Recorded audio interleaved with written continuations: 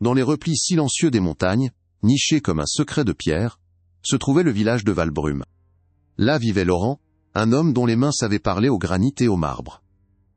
Il était le meilleur tailleur de pierre de la région, capable de sculpter des visages d'anges si vivants qu'on s'attendait à les voir pleurer, ou de graver des épitaphes d'une finesse inégalée.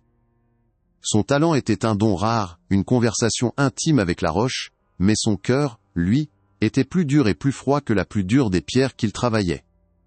L'orgueil habitait Laurent, un orgueil tranchant qui le maintenait à distance des autres villageois, et le rendait aveugle à la chaleur des liens humains, ne voyant dans son art qu'un moyen de prouver sa supériorité. La vie à Valbrume suivait le rythme immuable des saisons. Les maisons au toit de lauze semblaient s'agripper au flanc de la montagne, leurs fenêtres observant la vallée en contrebas, comme des yeux anciens et fatigués. Le silence y était une entité palpable, seulement troublé par le murmure du vent dans les sapins, ou le son lointain d'une cloche des églises. Laurent connaissait chaque ruelle, chaque pierre de chaque mur. Sa routine était aussi prévisible que le lever du soleil, de son atelier à la carrière, et de la carrière à sa maison solitaire. Il trouvait une forme de réconfort dans cette prévisibilité, un ordre qui correspondait à la précision de son travail, ignorant que les forces les plus anciennes sont celles qui méprisent le plus la routine des hommes.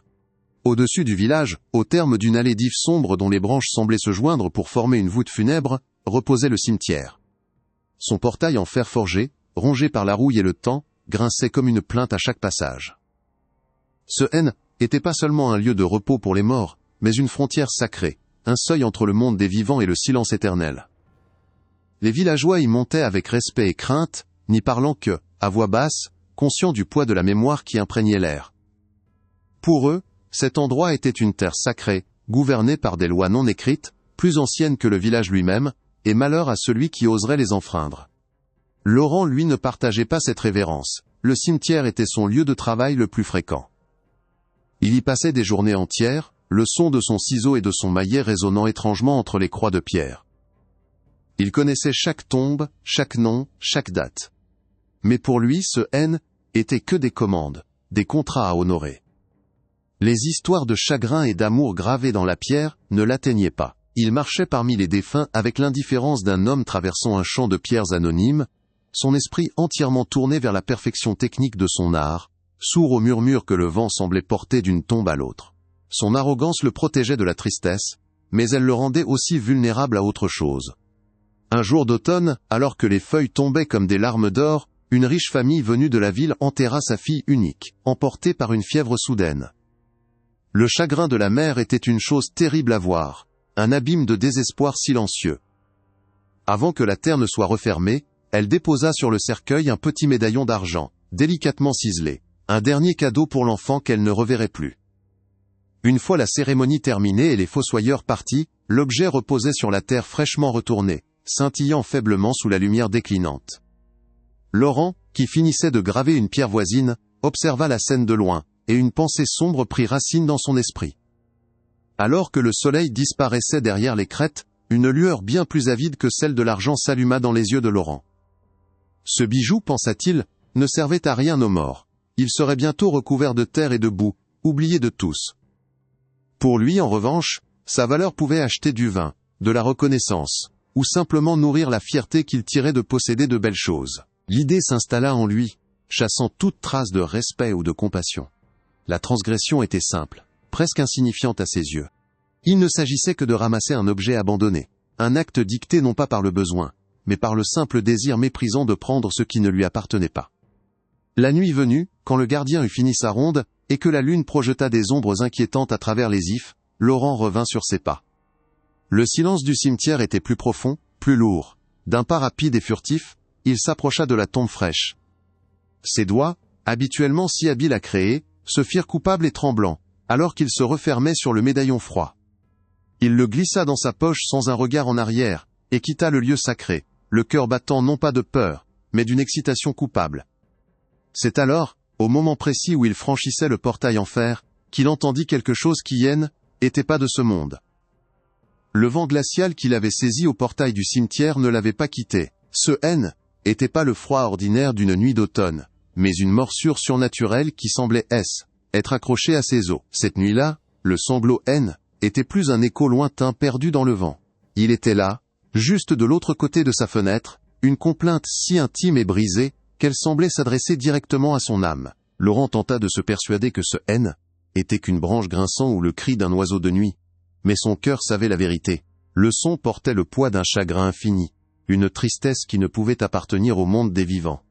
Il se barricada à l'intérieur, mais il sentait déjà qu'aucune porte ne pourrait retenir ce qui le suivait. La nuit suivante, la terreur monta d'un cran. Le pleur N était plus dehors, mais à l'intérieur. Il semblait venir des coins sombres de sa propre maison, un murmure plaintif qui se répercutait sur les murs de pierre, comme s'ils étaient devenus la cage d'une âme en peine. Le cœur battant à tout rompre, il parcourut chaque pièce, une lanterne à la main, cherchant la source de ce son insaisissable. Le silence qui lui répondait était plus effrayant que le bruit lui-même, car il confirmait son isolement. Cette lamentation N était pas faite pour être entendue par le monde, était une confidence macabre, un châtiment murmuré à l'oreille du seul coupable. Laurent comprit alors avec une certitude glaciale qu'il N était plus seul. Au fil des jours, le tourment auditif fut rejoint par une horreur visuelle. Une forme commençait à se manifester à la lisière de son regard. Était une silhouette sombre et voilée, immobile et patiente, qu'il apercevait du coin de l'aile, œil près du portail de son atelier, ou dans l'encadrement de la porte de sa chambre. Chaque fois qu'il tournait la tête pour la confronter, elle évanouissait, se fondant dans les ombres, comme si elle n'avait jamais existé. Pourtant, l'image de sa présence restait imprimée dans son esprit, ainsi que la sensation être constamment observé. Le monde de Laurent, autrefois si solide et concret, se fissurait, laissant entrevoir un abîme où les ombres avaient des yeux. Le siège invisible se resserrait. L'homme fier et arrogant qu'est, était Laurent se mua en une créature traquée, sursautant au moindre bruit. Le sommeil était devenu un luxe, ses nuits hantées par des cauchemars de terre fraîche et du contact glacial de l'argent sur sa peau. Le jour, ses mains, autrefois si sûres, tremblaient. Le ciseau lui échappait, abîmant des semaines de travail sur une stèle. Son art, sa seule fierté, lui devenait étranger. La présence oppressante alourdissait l'air de son atelier, transformant son sanctuaire en une prison. Son arrogance était évaporée, remplacée par une paranoïa qui lui rongeait l'esprit. Il sentait que ce qui le hantait attendait simplement qu'il s'effondre complètement. Incapable de supporter davantage cette agonie silencieuse, Laurent sentit son orgueil, autrefois aussi solide que le granit, se fissurer et s'effondrer en poussière. Le sommeil lui était refusé, et les journées N étaient plus qu'une longue attente angoissée du crépuscule. Son marteau et son ciseau gisaient, abandonnés, dans son atelier devenu un mausolée de sa propre peur. Il ne pouvait plus supporter la solitude, car elle était peuplée par une tristesse qui, n'était pas la sienne. Poussé par un désespoir plus fort que sa fierté, il prit une décision qu'il aurait jugée impensable quelques semaines plus tôt. Il quitta sa maison et traversa le village endormi pour frapper à la porte de la seule personne qui pouvait comprendre les mots, que la pierre ne pouvait ni expliquer ni guérir. Grand-mère Élise. La vieille femme l'accueillit sans surprise, comme si elle l'attendait. Ses yeux, profonds et clairs malgré son grand âge, semblaient voir au-delà de la façade tremblante de Laurent, directement dans son âme tourmentée.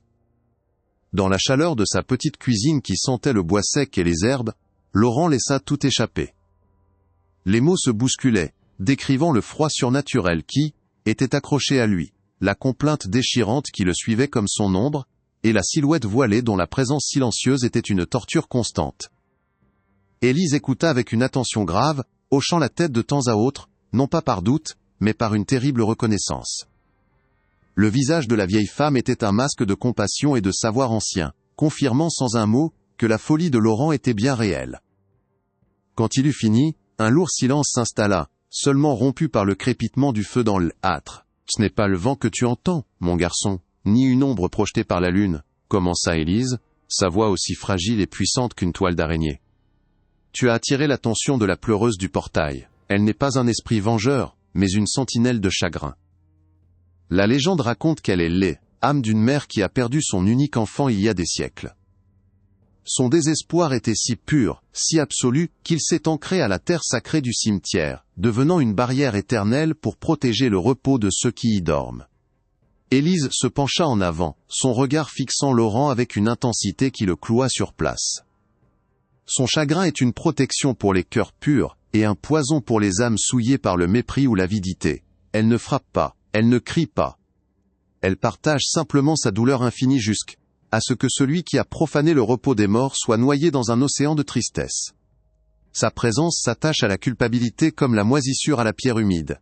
Dis-moi la vérité, Laurent, car elle la connaît déjà. Qu'as-tu pris dans son royaume de silence? Quel souvenir as-tu volé à la terre pour qu'elle te réclame ainsi ton âme en échange? Le visage de Laurent était blême sous la lueur de la lune lorsqu'il quitta la chaleur de la chaumière de Élise. Le médaillon d'argent pesait dans sa paume, non plus comme un trésor, mais comme une pierre tombale miniature. Dans son autre main, serré si fort que ses jointures blanchissaient, il tenait une petite hirondelle de bois, une relique naïve de son enfance qu'il avait gardée au fond d'un tiroir. Le plan D, Élise était simple dans ses mots, mais monumental dans son exécution. Il ne s'agissait pas de combattre un monstre, mais de faire face à une douleur ancestrale, de se présenter non pas en guerrier, mais en pénitent. Chaque pas vers le cimetière était un pas vers le jugement, et il sentait le regard de la nuit peser sur lui. À l'approche du portail en fer forgé, le froid s'intensifia de manière exponentielle, devenant une force physique qui semblait vouloir repousser son corps et geler son âme. Le sanglot haine était plus un son lointain, mais une vibration interne, une résonance macabre qui faisait écho directement dans sa cage thoracique, comme si son propre cœur pleurait de la tristesse d'un autre. La pleureuse était là. Elle était plus une ombre fugace à la lisière de sa vision, mais une silhouette concrète de désespoir, debout juste derrière les barreaux rouillés. Sa forme était indistincte, tissée de ténèbres et de clairs de lune, mais la puissance de son chagrin était une vague écrasante qui menaçait de le submerger avant même qu'il n'ait pu commencer. Laurent s'arrêta, le souffle court, transformé en nuage de vapeur par le gel surnaturel. La silhouette ne bougeait pas, mais il sentait son attention se river sur lui, une observation silencieuse et infiniment pesante. Était un gardien, une sentinelle de la douleur. Et il était le profanateur venu demander pardon. Il se remémora la première instruction Élise, un geste si simple, si archaïque, qu'il semblait presque futile face à une telle entité. Ses doigts, engourdis par le froid et la peur, luttèrent avec les boutons de sa veste. Il la retira, exposant sa poitrine à la morsure glaciale de l'air, et la retourna méticuleusement avant de la renfiler. Était un acte de soumission, un signe qu'il venait le cœur exposé, sans artifice. Au moment précis où le tissu retourné se posa sur ses épaules, la complainte de la pleureuse changea de nature. Le sanglot triste et mélancolique se mua en un cri perçant, une lame de son si aiguë et chargée de souffrance, qu'elle semblait déchirer le voile de la nuit. Ce était pas un cri de colère, mais une explosion de douleur pure, une tentative de briser son esprit, de le faire fuir en le noyant dans un désespoir insupportable. Laurent porta les mains à ses oreilles, mais le son était à l'intérieur de sa tête, une tempête psychique qui le faisait vaciller. La créature testait sa résolution, mesurant la sincérité de son repentir à l'aune de sa capacité à endurer sa peine. Poussant un cri étranglé pour surmonter la cacophonie mentale, il força ses jambes à avancer et poussa le lourd portail. Le grincement du métal rouillé fut presque un soulagement, un son du monde réel dans ce cauchemar auditif. Le cri strident s'apaisa, se transformant en un chœur de murmures accusateurs qui semblaient émaner des tombes elles-mêmes. Il entendait son nom, prononcé avec mépris. Il entendait des bribes de conversation qu'il avait eues, des moments où son orgueil avait blessé les autres. La pleureuse ne se contentait plus de partager sa douleur. Elle utilisait sa propre culpabilité comme une arme, transformant le chemin vers la tombe en un procès de son âme. Chaque pas était une torture. Il atteignit enfin la sépulture fraîchement remuée, un simple monticule de terre sombre sous la lune. Les murmures redoublèrent d'intensité, tourbillonnant autour de lui comme des feuilles mortes dans un vent mauvais, lui rappelant le visage de la mère éplorée, la solitude de la jeune fille dans sa tombe. Il tomba à genoux, la terre humide et froide s'infiltrant à travers son pantalon. Sa main tremblait si violemment qu'il eut du mal à ouvrir ses doigts pour révéler le médaillon. L'argent brillait d'une lueur froide, presque malveillante, et pendant une fraction de seconde, la pensée avide de sa valeur traversa son esprit comme un serpent. Le cœur de Murmure se mua en un sifflement menaçant, sentant sa moindre hésitation. Secouant la tête pour chasser cette dernière trace de son ancien moi, Laurent se pencha et déposa délicatement le bijou sur la terre. Le contact du métal avec le sol produisit un silence soudain et assourdissant. Tous les murmures cessèrent en même temps. Un long soupir sembla parcourir tout le cimetière. Comme si la terre elle-même, tenue en tension par le chagrin de l'esprit, pouvait enfin respirer. La pression atmosphérique sembla s'alléger. Le froid mordant recula d'un cran. Mais il sentait toujours la présence derrière lui. immobile, attentive. Le vol avait été restitué, mais la profanation N n'était pas encore pardonnée, la dette N n'était pas entièrement réglée. C'est alors qu'il sortit la petite hirondelle de bois. L'objet était usé, ses couleurs passées, mais il était chargé de la seule chose que la pleureuse pouvait comprendre, une émotion pure et sincère. Ce N n'était pas un objet de valeur monétaire, mais un fragment de son innocence perdue, une offrande qui ne venait pas de sa fierté de tailleur de pierre, mais du cœur d'un enfant qui ne connaissait pas encore l'orgueil. Il la posa avec une infinie précaution à côté du médaillon d'argent, un cadeau honnête pour racheter un vol malhonnête. Un morceau de son passé, pour apaiser un chagrin éternel. Le silence qui suivit fut différent, ce N était plus une attente, mais une acceptation. La silhouette sombre près du portail sembla vaciller, perdant sa consistance. Elle ne se déchira pas, ne cria pas, mais se dissipa doucement, comme une volute de fumée se fondant dans l'obscurité de la nuit. Elle retournait à son repos, sa veille apaisée. L'air glacial fut instantanément remplacé par la fraîcheur normale d'une nuit d'automne dans la montagne. Laurent resta agenouillé un long moment, seul dans le silence profond et paisible du cimetière. Le poids sur son âme, était levé, remplacé par la lourdeur d'une leçon gravée non pas dans la pierre, mais dans la chair de son cœur. Il était libre, mais il ne serait plus jamais le même homme. Alors que les derniers vestiges de la silhouette se dissipaient dans l'air nocturne, un silence profond et absolu s'installa. Ce N était plus le silence angoissant et lourd de la menace, mais une quiétude presque sacrée, le calme qui suit la plus violente des tempêtes. Le froid surnaturel qui avait mordu Laurent jusqu'à l'os se retira comme une marée descendante, remplacé par la fraîcheur naturelle et familière de la montagne. Il resta longtemps agenouillé sur la terre humide, le corps secoué de tremblements incontrôlables, non plus par la peur, mais par le contre-coup d'une âme qui avait frôlé l'abîme. Lentement il se releva, ses membres endoloris, et tourna son regard vers l'horizon où les premières lueurs de l'aube commençaient à déchirer le voile de la nuit. Le soleil allait se lever, mais il savait qu'une part d'ombre demeurerait à jamais en lui. La descente vers Valbrume se fit dans une clarté nouvelle et étrange. Le village, qui se réveillait doucement, lui semblait à la fois identique et totalement transformé. Était lui qui avait changé. L'orgueil de granit qui avait servi de fondation à sa vie était effrité, réduit en poussière par un chagrin qui n'était pas le sien. À sa place, il ne restait qu'une humilité nue et tremblante, une conscience aiguë de sa propre fragilité, face aux forces anciennes qui gouvernent le monde. La cicatrice qu'il portait n'était pas visible, mais il la sentait à chaque instant. Un froid fantôme, niché au creux de sa colonne vertébrale, un rappel constant de la nuit, où il avait appris que certaines tombes ne doivent jamais être profanées, et que le respect est la seule monnaie acceptée aux frontières de l'éternité. De retour dans son atelier, ses outils ne lui parurent plus étrangers. Ses mains, autrefois si arrogantes, étaient redevenues sûres, mais leur intention avait été purifiée par l'épreuve. Il ne sculptait plus pour la gloire, mais par dévotion. Son art devint une longue et silencieuse confession gravée dans la pierre. Les visages des anges qu'il taillait portaient désormais une mélancolie si profonde, qu'il semblait pleurer avec ceux qui les regardaient.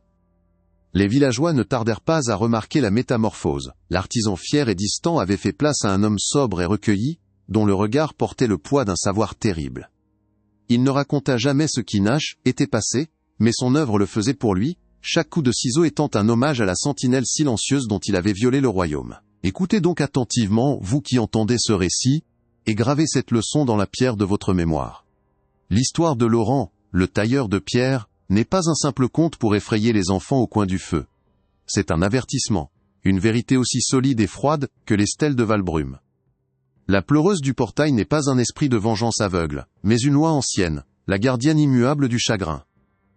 Son existence nous rappelle que la frontière entre notre monde et celui du silence éternel est une chose mince et sacrée.